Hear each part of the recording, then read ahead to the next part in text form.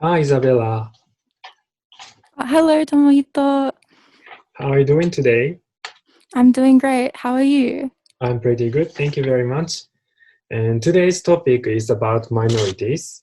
So in Japan, there are indigenous people called Ainu. And although the issues they face are gradually becoming known in Japan society, there is still not enough recognition of them. So have you ever heard or learned about Ainu people? Actually, I have. I learnt about it briefly in the first year of university, and that was just about the brief history. And then I believe we also learnt a little bit about how they're struggling in the current society. Yeah, Okay, that's pretty much it. okay, great. So in Japan, I'm learning also the same kind of the things about indigenous people of Australia. Actually, Mm. I major in Australian studies, and in particular, I'm interested in the issues that indigenous Australians are faced with now. So you are from Australia, so I want to ask you some questions. Okay, the first one is what kinds of problems indigenous Australians struggle with? There's actually quite a lot of problems, a lot of which actually are directly caused by the stolen generation era, I believe. And this is because all of the children from that time suffered a lot of like mental problems and like trauma from their identity being disregarded and their culture being denied from them. So this really led them to like abuse substances, maybe like drug and like alcohol use, so they have problems with that. In turn, this also led to health issues, and in fact, a lot of Aboriginals actually have a lower life expectancy than non-Aboriginal people, and this also affected their education as they are a lower level of education and they're quite behind. Um, Also, in total, overall, this impacts their reputation in society a lot. So there's a lot of negative stereotypes.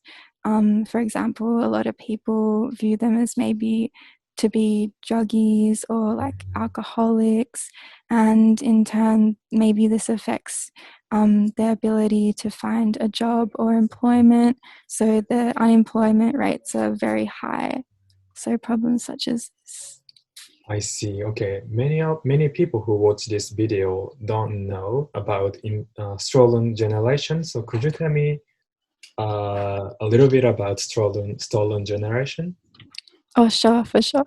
Yeah. So, for example, in the past, the government actually took away all of the Aboriginal families' children Mhm. and wanted to civilize them, which is very messed up and not true.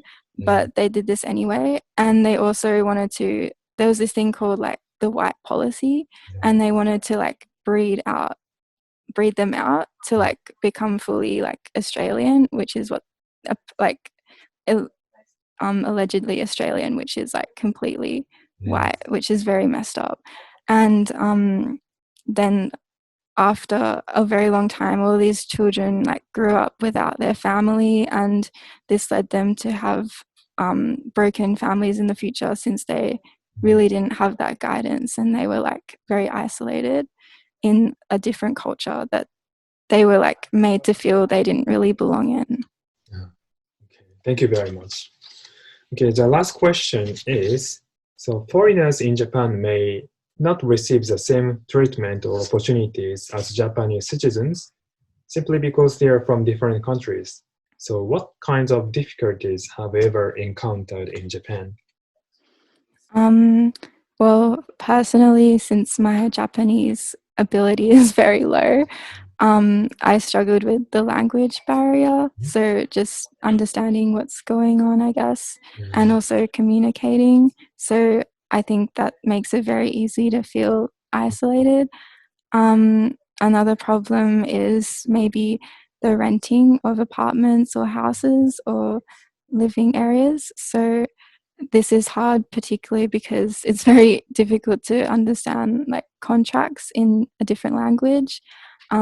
Additionally, this also goes for any type of contract, like when I go to set up maybe my internet or my phone.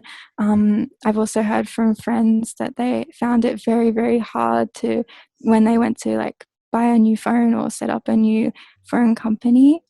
So there's like a lot of problems such as these. Yeah. Okay. Thank you. So languages is the very high barrier when we were in different countries. Okay. Thank you very much for telling me your story. Okay. That's all for today. Thank you very much and see Thank you you. again.